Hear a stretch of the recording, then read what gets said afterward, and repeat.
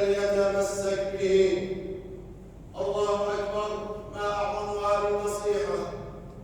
ولذلك فقد أوصانا الله عز وجل بصحبة الأخيار ومجالسة الصالحين، فقال سبحانه في آيات سورة الكهف: فاصبر نفسك مع الذين يدعون ربهم بالغداة والعشي يريدون وجهه ولا تعد عيناك عنهم تريد زينة الحياة الدنيا ولا تطع من أغفلنا قلبه عن ذكرنا واتبع هواه وكان أمره فرطا. وقال في آية أخرى من سورة الزخرف: الأخلاء يومئذ بعضهم لبعض عدو إلا المتقين. الأصحاب، الجلساء، القرناء يوم القيامة يتبرأ كل واحد منهم من الآخر، بعضهم لبعض عدو إلا المتقين. فتخير لنفسك المشهد الذي تحب أن تراه يوم أن نعرض على رب العالمين. وقد كان النبي صلى الله عليه وسلم حريصا على تعليم أمته ما ينفعها في دينها ودنياها وما يحفظ عليهم علاقاتهم الطيبة، ومن ذلك اختيار الجليس الصالح والرفيق الصالح. فقال صلى الله عليه وسلم: لا تصاحب إلا مؤمنا ولا يأكل طعامك إلا تقي. رواه أبو داود وحسنه العلامة الألباني. وقال صلى الله عليه وسلم: المرء على دين خليله فلينظر أحدكم من يخالل. أخرجه أبو داود وصححه العلامة ابن باز عليه رحمة الله. وقد ضرب لنا رسول الله صلى الله عليه وسلم أروع الأمثلة وأدق التشبيه للجليس الصالح بتشبيهه إياه بحامل المسك الذي تنتفع بما معه، إما بالهدية أو بالبيع أو بأقل شيء مدة جلوسك معه لا تشتم منه إلا رائحة طيبة تقر بها عيناك. وهذا تقريب وتشبيه، وإلا فما يحصل من الخير الذي يصيبه العبد من الجليس الصالح والرفيق الصالح أبلغ وأفضل من المسك الأكبر. فإن الرفيق الصالح والجليس الصالح فإن الرفيق الصالح والجليس الصالح يسد خلتك ويقضي حاجتك. الرفيق الصالح يغفر زلتك ويقيل عثرتك. الرفيق الصالح يستر عورتك، وإذا اتجهت إلى الخير حثك عليه وكان لك عونا عليه. الجليس الصالح إذا عملت سوءا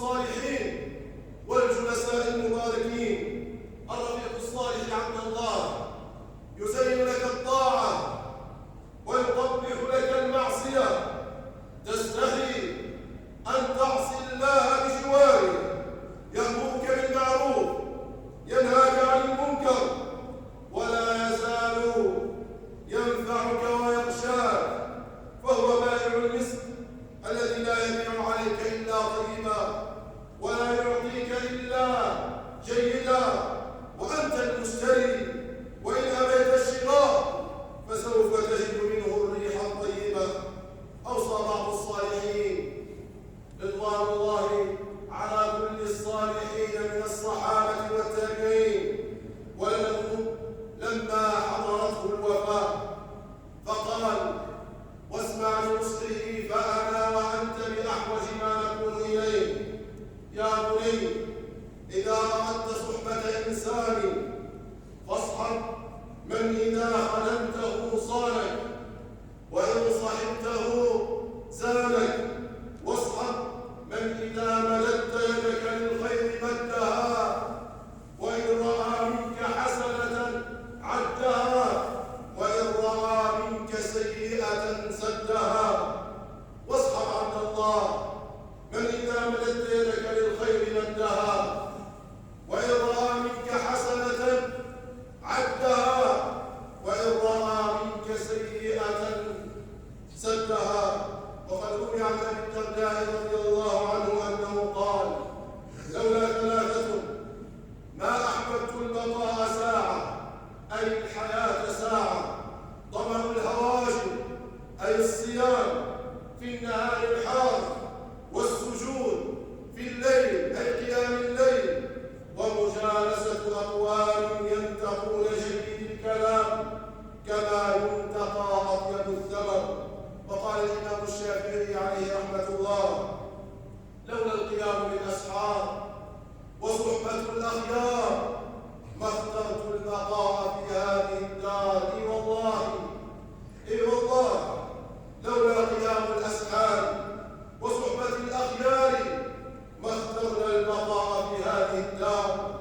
وكانوا إذا فقدوا أخا عزيزا صالحا ومجالسا كريما عرف ذلك في وجوههم. قال أيوب السختياني رحمه الله: إذا بلغني موت أخ لي فكأنما سقط عضو من أعضائه. وقال شاعر رسول الله صلى الله عليه وسلم حسان بن ثابت رحمه الله ورضي عنه: أخلاء الرخاء هم كثير ولكن في البلاء هم قليل، فلا يغرك خلة من تؤاخي، فما لك عند نائمة خليل. وكل أخ يقول أنا وفي، ولكن ليس يفعل ما يقول سوى خل له حسب ودين، فذاك بما يقول هو الفعول. اللهم ارزقنا صحبة الأخيار وخصال الأبرار، وأولنا طريق الأبرار، واجعل الجنة لنا خير دار يا رب العالمين. أقول قولي هذا وأستغفر الله لي ولكم ولسائر المسلمين فاستغفروه إنه هو الغفور الرحيم.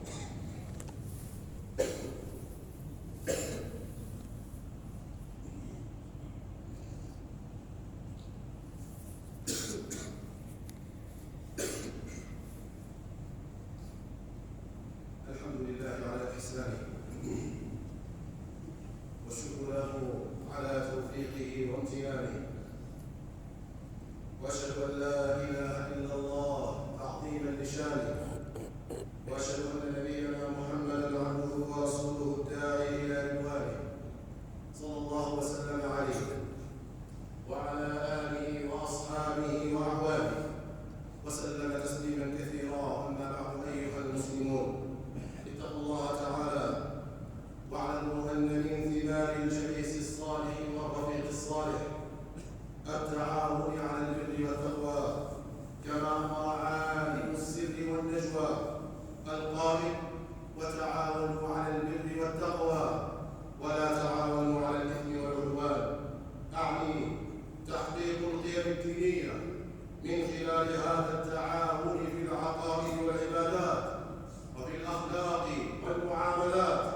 وبالحديث الذي رواه الإمام مسلم في صحيحه يقول رسول الله صلى الله عليه وسلم: والله في عون العبد ما كان العبد في عون أخيه. ومن ثمار الرفيق الصالح والجليس الصالح الحصول على بركة المجالسة الصالحة، لما روى الإمام مسلم في صحيحه من حديث أبي هريرة رضي الله تعالى عنه أن النبي صلى الله عليه وسلم قال: هم القوم لا يشقى بهم جليسهم. ومن ثمار الجليس الصالح والرفيق الصالح الأنس بهم في الدنيا والآخرة، كما قال تعالى: الأخلاء يومئذ بعضهم لبعض عدو إلا المتقين. ومن ثمار الرفيق الصالح أنهم والله زينة في الرخاء وعدة في البلاء، فهم خير معين بعد توفيق الله تعالى على تخفيف الهموم والغموم. وكم في حياتنا هذه من غموم وهموم غصت بها الحناجر وضاقت بها الصدور لولا رفقة الصالحين لانفجرنا. وكم في هذه الشدائد يحتاج الواحد منا إلى شخص يسمعه ويستأنس برأيه ونصحه. فاتقوا الله تعالى عباد الله، واحرصوا على التقاء الجلساء الصالحين في أماكن وجودهم ومظانها كالمساجد ورياض العلم ومجالس الخير وغيرها. وليكن اختيارنا لمن هو أتقى لربه وأزكى علما وأشد اتباعا للسنة وأحسن خلقا وأكثر حرصا على خدمة الدين والدعوة إلى الله. فإنك يا عبد الله على دين خليلك. فانظر من تخالل: خليل لا يحث معك الخطى للمساجد، خليل سوء ناصح أو اتركه، خليل لا يأمرك ببر الوالدين ولا طاعتهما، خليل سوء انصحه أو فارقه، خليل لا يتمسك بكتاب الله ولا بسنة رسول الله، خليل سوء انصحه أو فارقه، لأنك يوم القيامة سيتبرأ منك أو تتبرأ منه. فعض على صحبة الصالحين وأقلل أصحابك إلا من خير،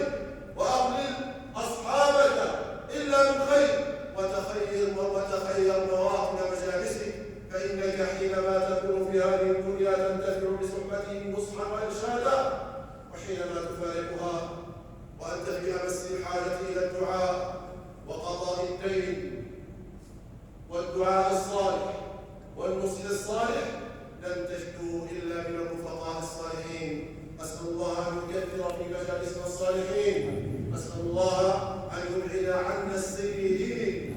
اللهم ربنا إنا نستغفرك ونستحفظك بلادنا كلها، سماءها وأرضها، بحارها وديانها، رمالها وجبالها، أطفالها وشيوخها وشبابها ونساءها. نسألك ربنا أن تحفظ لها أمنها وأمانها واستقرارها برحمتك يا أرحم الراحمين. اللهم ول علينا بالحمد خيارنا ولا تول علينا شرارنا، وأصلح أئمتنا وولاة أمورنا، واجعل ولايتنا في من خافك واتقاك واتبع رضاك برحمتك يا أرحم الراحمين.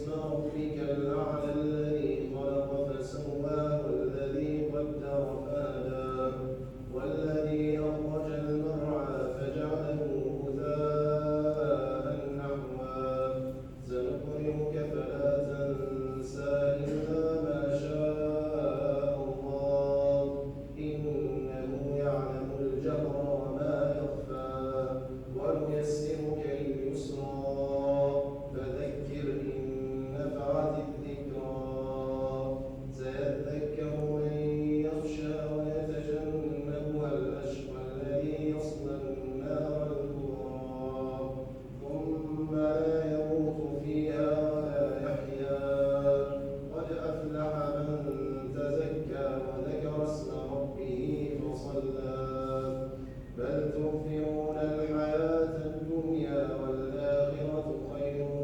وأبقى إن هذا لفي الصحف الأولى صحف إبراهيم وموسى الله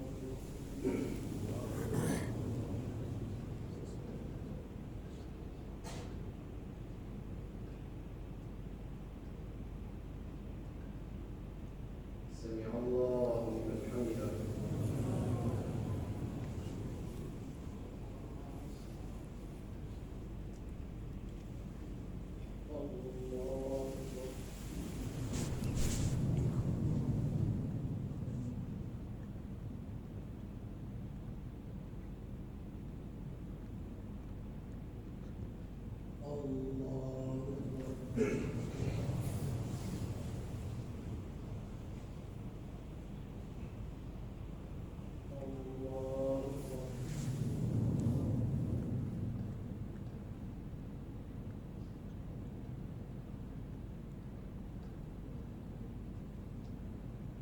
الله الحمد لله رب العالمين الرحمن الرحيم ملك يوم الدين إياك نعبد وإياك نستعين اهدنا الصراط المستقيم صراط الذين أنعمت عليهم غير المغضوب عليهم ولا الضالين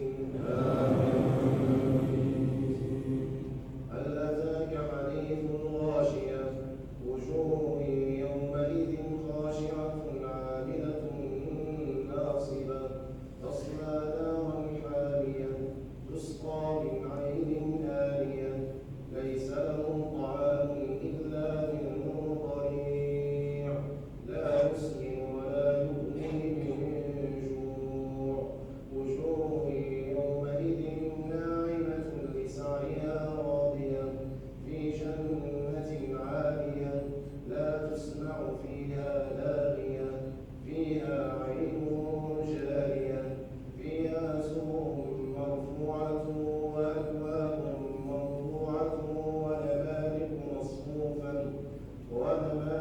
مصفوفة وزرابي مبثوثة أفلا ينظرون إلى الإبل كيف خلقت وإلى السماء كيف رفعت وإلى الجبال كيف نصبت وإلى الأرض كيف سطحت فذكر إنما أنت مذكر لست عليهم بمسيطر إلا من تولى وكفر فيعذبه الله العذاب الأكبر إن إلينا إيابهم ثم إن علينا حسابهم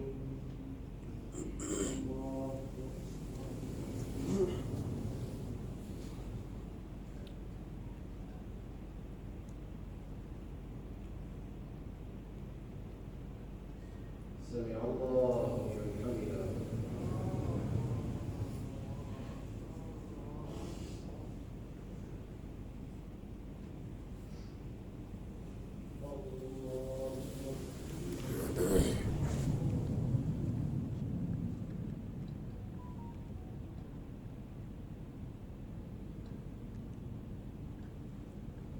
الله